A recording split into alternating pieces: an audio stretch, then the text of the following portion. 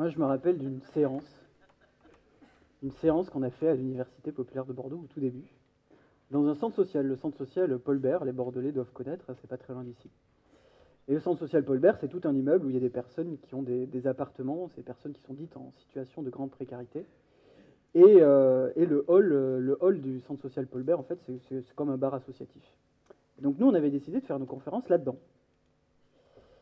Et là, on avait fait venir une linguiste sémioticienne de Bordeaux 3 sur une séance qui s'appelait Langage et pouvoir. Et donc, on voit la sémioticienne, elle s'appelait Hortense de Banéras. C'est pas son vrai nom, mais on va pas la lyncher ce soir. Et donc, Hortense, elle arrive avec elle arrive comme ça, et puis, je sais pas, on sent qu'elle est pas très à l'aise, en fait. Et manifestement, en fait, Hortense, elle n'a pas du tout l'habitude de faire des conférences dans des lieux comme le centre social Paul Bert. Et donc, elle arrive, elle est comme ça, elle a prévu 10 pages de notes sur toute sa conférence. Et il y a une quarantaine de personnes, et on commence. Et en fait, elle met 5 minutes à se présenter d'abord, en fait. Oui, alors bonjour, je m'appelle Hortense de Banéras, je suis enseignante-chercheuse sémioticienne à l'université Montaigne Bordeaux 3. J'ai réalisé ma thèse sur les principes de sémiotique partagée chez Michel Foucault et Gilles Deleuze.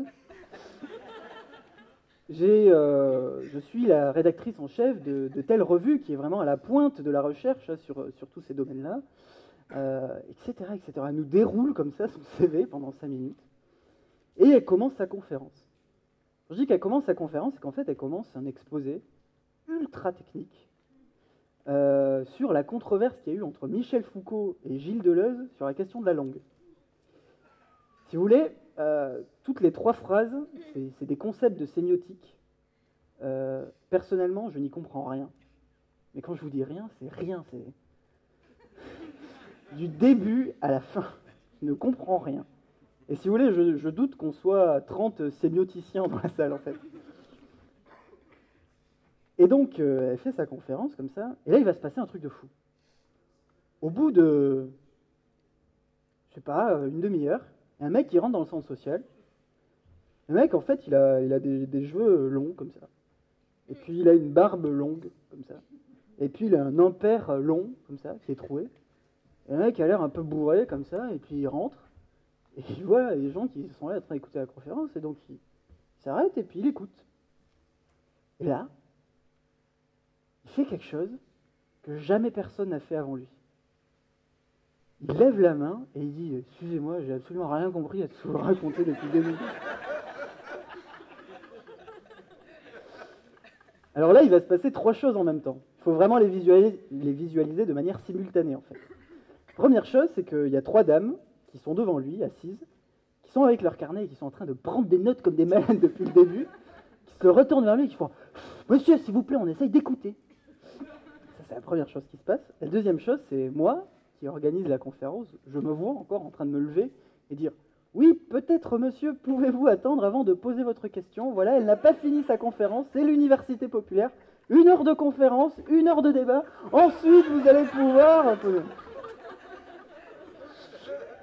Et troisièmement, il y a Hortense, du haut de son tabouret, pointe l'homme du doigt, elle tremble, et il dit « Monsieur, vous m'avez coupé la parole.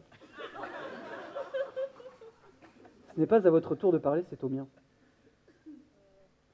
Attendez que j'ai terminé, et ensuite vous pourrez poser votre question. » Le mec, « Oh, d'accord, d'accord. » Il reste 2 minutes de plus et il s'en va. La conférence de Hortense ne va pas durer 1 heure, mais 1 heure et demie. Parce qu'il y aurait tellement de choses à dire et le sujet, voilà.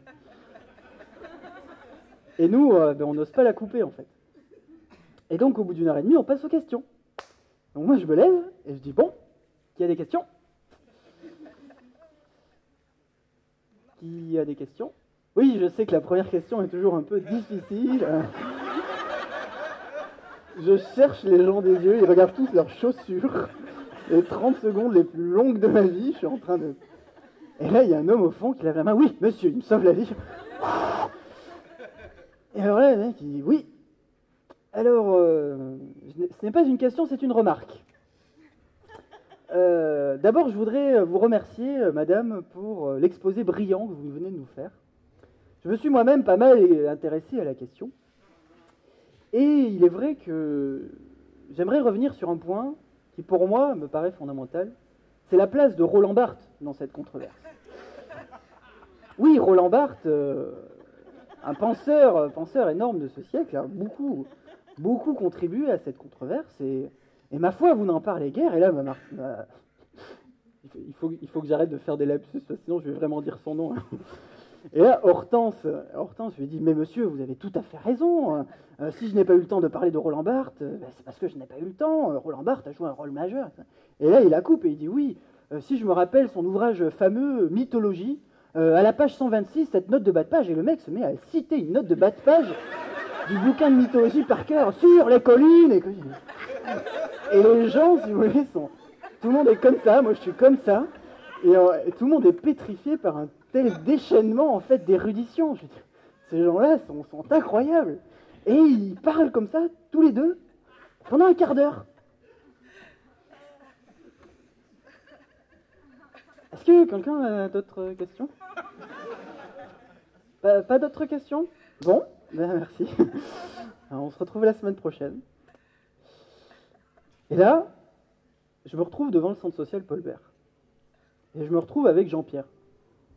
Jean-Pierre, je ne le connaissais pas avant, en fait. Et Jean-Pierre, il était là à la séance.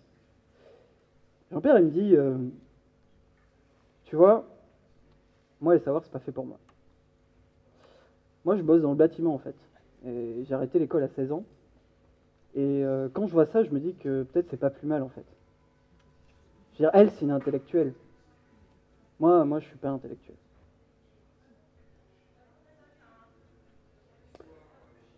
Cette conversation, mesdames, messieurs, m'a tué. Sur place. Échec.